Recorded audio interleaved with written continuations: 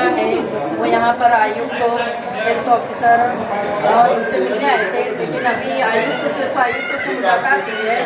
आयुक्त से हमने ये बात रखा है कि जो हमारा पल्स पोलियो है, लसीकरण है, उसका मानदेय बहुत ही कम दिया जाता है। पिछले 7-8 साल से हम लोग मेमोरेंडम देते हैं, हम लोग यहाँ पर वक्त भी लेकर आते हैं, लेकिन कोई हमारी सुनवाई नहीं होती है। हमको सिर्फ महज 75 रुपये पर हमको काम करना पड़ता है, यानी यौमिया 75 रुपया दिया जाता है।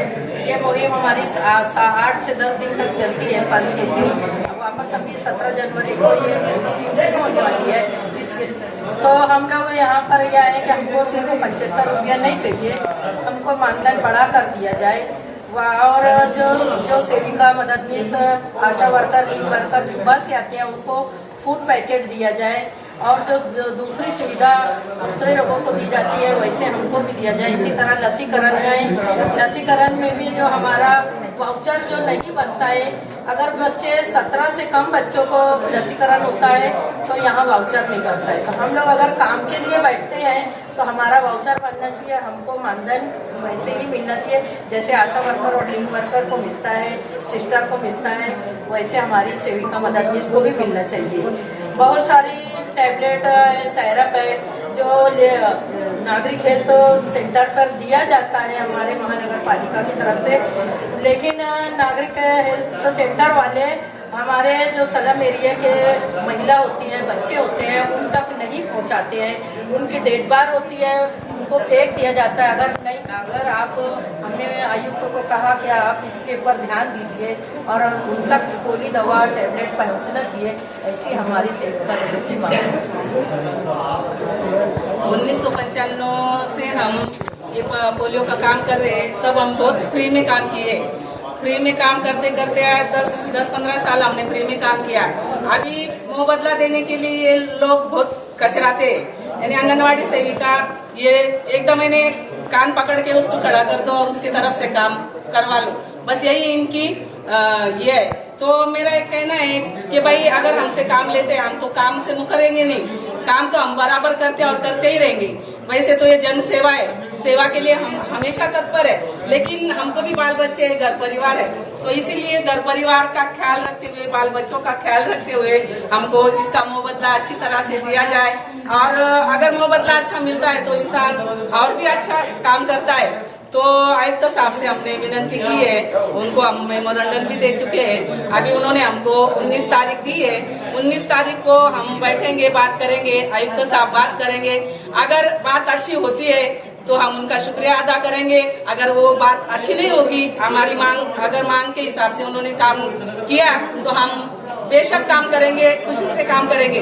अगर वो नहीं करते हैं, हमारी बात नहीं मानते हैं, तो हम काम करेंगे नहीं, हम बिल्कुल काम से बाजू हट जाएंगे। हमको फोर्स उन्होंने करना नहीं, और मैं यही चाहती हूँ कि वो हमारी बात सुने, हमारे काम का हमको मुआवजा दे।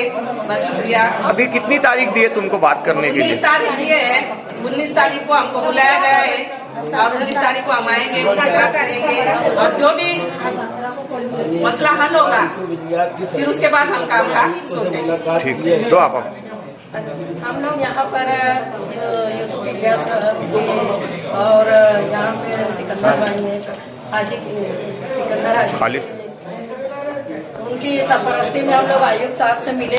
वो हमारे लिए यहाँ पर आए, आप भी लोग ये मीडिया सेंटर के यहाँ पर आए हैं। मंसूर भाई उनका भी हम बहुत बहुत शुक्रिया अदा करते हैं कि वो हमारी आवाज़ जो है तक पहुँचाए। कल मैरून आपा का फ़ोन आया कि महिला आंगनवाड़ी के लोग जो है इनके प्रॉब्लम्स हैं, मसाइल हैं, इसके वास्ते हम आयुक्त और मेयर साहब और सपना ठाकरे से मुलाकात करने के लिए आज आए थे। इनकी आप एज देखिए, इनकी उम्र देखिए, और आज देश के अंदर कोरोना है, कोरोना में इतने एज वालों को घर में रहने दिया जाता है, मगर ये बेचारे लोग स्लम एरिया में घूम घूम कर खिदमत कर रहे हैं और इनको 75 रुपीज़ दी जा रही है, 75 रुपया। जो तेल 80 रुपया था वो आज 120 रुपये, 50 रुपया किलो बढ़ने के बाद महंगाई में बेचारे अपने बाल बच्चों को पालेंगे या लोगों की खिदमत करेंगे। इसलिए 19 तारीख को आयुक्त साहब फैसला नहीं करेंगे तो हम मीटिंग लेके शहर में इनके साथ तहरीक के रास्ते पर जाएंगे। बस आप आ जाना आगे।